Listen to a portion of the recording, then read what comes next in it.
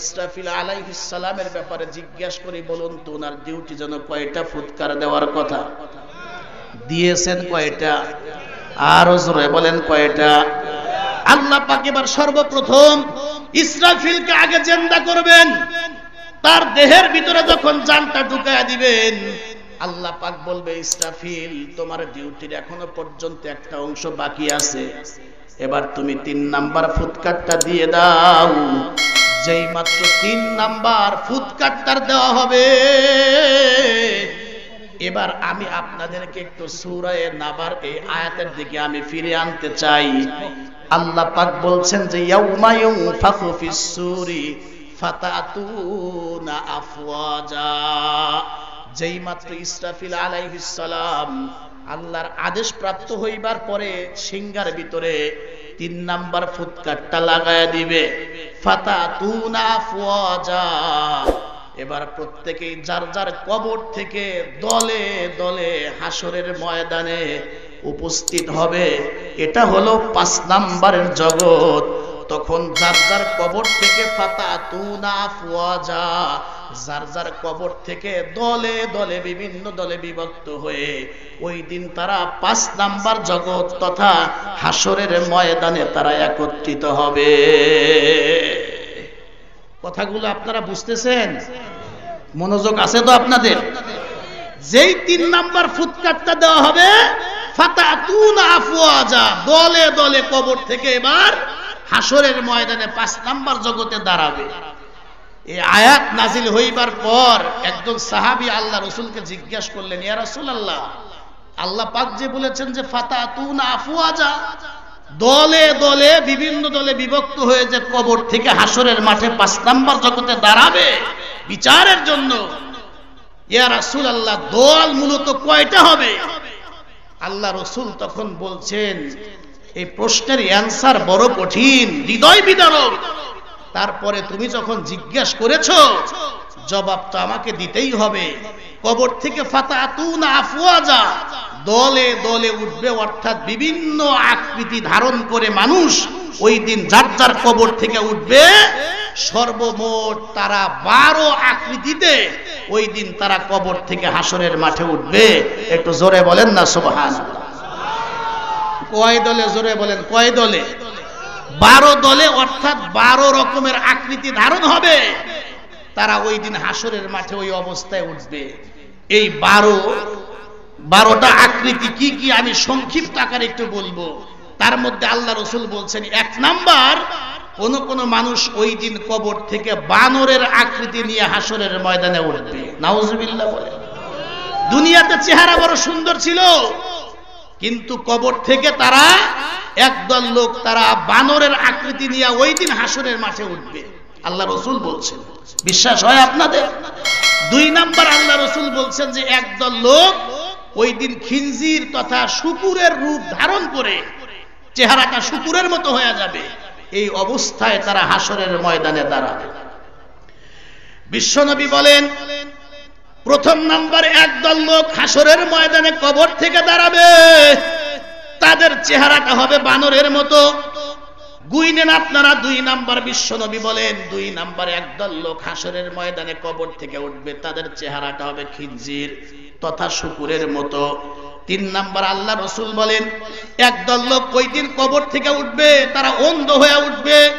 দুনিয়াতে চক্ষু বিশিষ্ট ছিল, চোখের আলো ছিল, কিন্তু কবর থেকে যখন জাগ্রত হবে দেখবে চোখের আলো নাই, অন্ধ অবস্থায় কিয়ামতের ময়দানে 5 নাম্বার জগতে উঠবে। আল্লাহ নবী বলেন, 4 নাম্বারে একদল লোক ওই দিন বোবা হয়ে হাসরের ময়দানে উঠবে। 5 নাম্বারে আল্লাহর পয়গম্বর বলেন, একদল লোক তারা 32টা দাঁত দিয়ে জিহ্বার মধ্যে কামড় দিয়া তারা জিহ্বাটা দাঁত থেকে ছুটাইতে পারবে না, জিহ্বা কামড়ায়া এই অবস্থা হাসরের ময়দানে তারা আল্লাহর দরবারে দাঁড়াবে। 6 নাম্বার নবী বলেন, একদল লোক তাদের গায়ের মধ্যে আগুন লাগানো অবস্থায় কবর থেকে তারা হাসরের ময়দানে দাঁড়াবে। 7 নাম্বার, এক জাতীয় লোক যাদের মাথা, কোমর, পা এইভাবে ফুটবলের মতো মোড়ায়া গোল বানায়া তারা তো উপস্থিত হতে পারবে না। তাদেরকে পা দিয়া ফেরেশতারা লাথাইতে লাথাইতে হাসরের ময়দানে উপস্থাপন করা হবে, দাঁড় করানো হবে। নবী বলেন 8 নাম্বার, একদল লোক তারা পাগল মাতাল অবস্থায় হাসরের ময়দানে উঠবে। দুনিয়াতে তাদের জেহেন বড় ভালো ছিল, কিন্তু কবর থেকে উঠবে ওই অবস্থায় মাতাল বা পাগল হয়ে হাসরের ময়দানে দাঁড়াবে। নবী বলেন 9 নাম্বার, একদল লোক কবর থেকে উঠবে ওই দিন, তাদের শরীর থেকে মারাত্মক কঠিন অসহ্য দুর্গন্ধ বের হবে, এই অবস্থা তারা হাসরের ময়দানে দাঁড়াবে।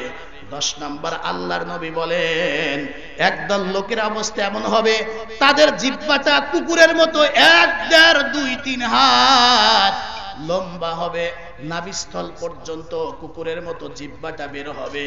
এই অবস্থা তাদেরকে হাসরের ময়দানে একত্রিত করা হবে। নবী বলেন 11 নাম্বার, আল্লাহর নবী বলেন 11 নাম্বার এক জাতীয় লোক, তারা বেহুশ অবস্থায় হাসরের ময়দানে আল্লাহর দরবারে উঠবে। 11 নাম্বার। আপনারা বলেন তো নাম্বার কয়টা গেল? আরো জোরে বলেন। 12 নাম্বার খেয়াল করবেন, আল্লাহর নবী বলেন ওই দিন 12 নাম্বার যারা হবে, একদল লোক কবর থেকে 14ই দিবাগত রাত পূর্ণিমার চাঁদের মতো তাদের চেহারাটা উজ্জ্বল হবে। 12 নাম্বার তাদের চেহারাটা 14 তারিখের চন্দ্রের মতো, চাঁদের মতো তাদের চেহারাটা উজ্জ্বল হবে।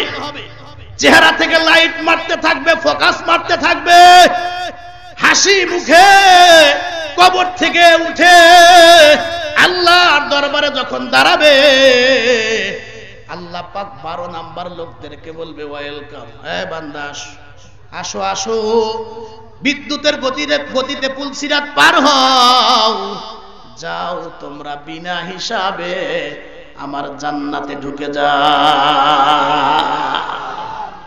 তাহলে একটু জিজ্ঞেস করতে চাই, 1 থেকে 11 হবেন নাকি 12 নাম্বার হবেন? আরো জোরে বলেন, 1 থেকে 11 হবেন না 12 নাম্বার হবেন? কোন কোন সময় কিন্তু সিরিয়ালে 1, 2 না থেকে শেষটা হয় ভালো, এই হাদিস অনুযায়ী প্রথম না হয় শেষেরটা হয় ভালো। জোরে কোন কথা ঠিক কিনা? এখন এই লম্বা কথা বলতে গেলে এক একটা পয়েন্ট লম্বা সময় লাগবে। আমি শুধু এক লাইনে একটা করে কথা বলে বলে আমি 11 নাম্বার পর্যন্ত বলবো। 12 নাম্বার ওই সুকপাল ব্যক্তিরা কারা? যাদের চেহারাটা পূর্ণিমার চাঁদের মতো উজ্জ্বল হয়ে তারা হাসরের ময়দানে দাঁড়াবে। আল্লাহ বলবে বান্দা ওয়েলকাম, আসো, যাও তোমরা পুলসিরাতের বিদ্যুতের গতিতে পার হও, বিনা হিসাবে আমি আল্লাহ পাক তোমাদেরকে জান্নাত দিয়ে দিলাম। জোরে কোন সুবহানাল্লাহ। আর আমি কিন্তু 2টা হাদিস পাঠ করেছিলাম, তার মধ্যে একটা হাদিসের কথা আমি একটু ইঙ্গিত দিয়েছি। আমরা দুনিয়াতে যদি 3টা কাজ করে আমরা কবরে যাইতে পারি, ওই জীবনের শুরু আছে কিন্তু শেষ নাই। আমরা কবরে শুয়ে শুয়ে বসে বসে আখিরাতে থাকবো আমরা ওই দেশে, কিন্তু এই দেশ থেকে এই 3টা কাজ করে গেলে আমাদের অ্যাকাউন্টে, আমাদের ব্যালেন্স, আমাদের অ্যাকাউন্টে সব পৌঁছতে থাকবে, আমরা ফলাফল ভোগ করতে পারবো। জোরে করে সুবহানাল্লাহ।